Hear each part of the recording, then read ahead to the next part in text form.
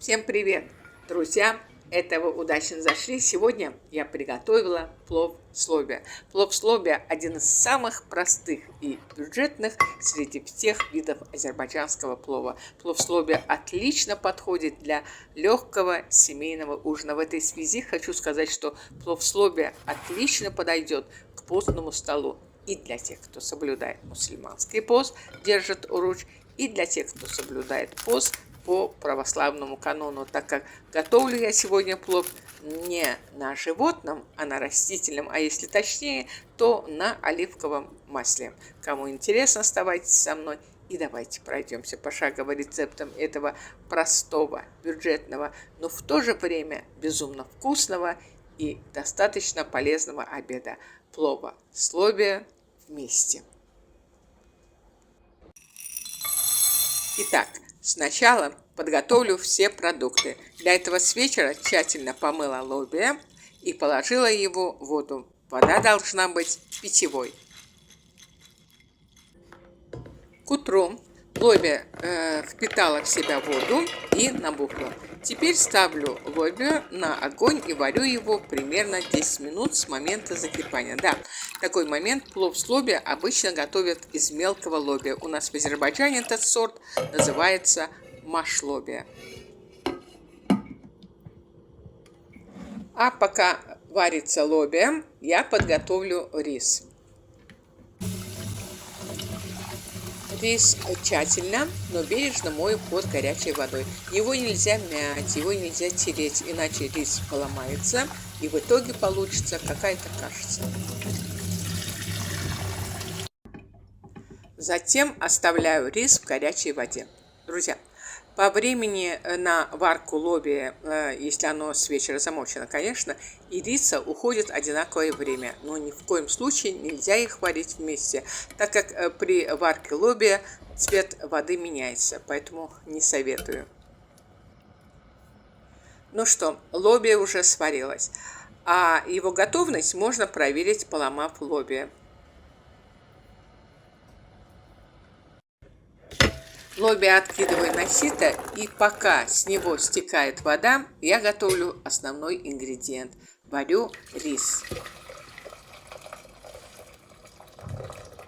Для этого в широкую кастрюлю наливаю крутой кипяток.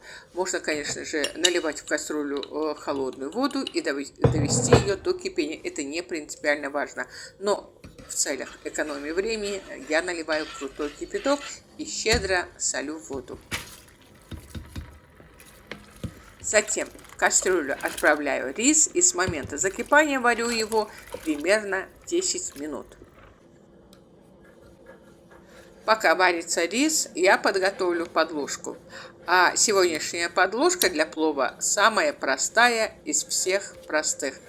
К тому же она постная. А если конкретно, то сегодняшняя подложка состоит из лаваша. Диаметр лаваша подогнала по размеру дна кастрюли. Пока отложу лаваш в сторону и займусь рисом. Проверяю готовность риса. Рис должен быть полусырым. Теперь отправляю к рису в кастрюлю лобиа. Но даже не варю их вместе, а всего лишь мешаю и тут же откидываю в дуршлаг. Так рис не помнется. А если мешать рис с лобиа после того, как откинуть его в дуршлаг, вот так он может поломаться. А к рису в плове надо относиться бережно, даже если плов бюджетный. В горячую кастрюлю наливаю немного растительного масла и расстилаю на дно кастрюли лаваши. Каждый слой лаваша обязательно обмазываю оливковым маслом. Затем отправляю в кастрюлю весь рис вместе с лобиа. Так как для азербайджанского плова характерен рассыпчатый рис, полученный путем томления, а от длительного контакта со стенами кастрюли крупинки могут зажариться и поменять свою структуру, чтобы это не произошло, отодвигаю рис от стен кастрюли. Насыпаю сверху риса куркуму. Также прохожусь растительным маслом сверху риса и водой. Куркума придает рису аромат. Растительный жир препятствует слипанию риса, а вода начинает испаряться под воздействием высокой температуры, благодаря чему и происходит томление риса. Закрываю крышку кастрюли и на тихом огне даю рису томиться ровно час в этой ароматно-жирной среде. Крышку кастрюли можно просто закрыть, а можно укутать крышку каким-нибудь хлопковым полотенцем или салфеткой. Я сегодня так и сделаю.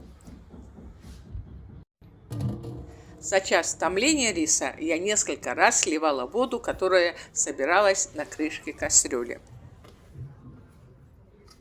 Ну что, друзья, самый доступный набор продуктов, которые имеются буквально в каждом доме, где маломальски любят готовить, плюс минимальное количество потраченного времени перед плитой, и вуаля!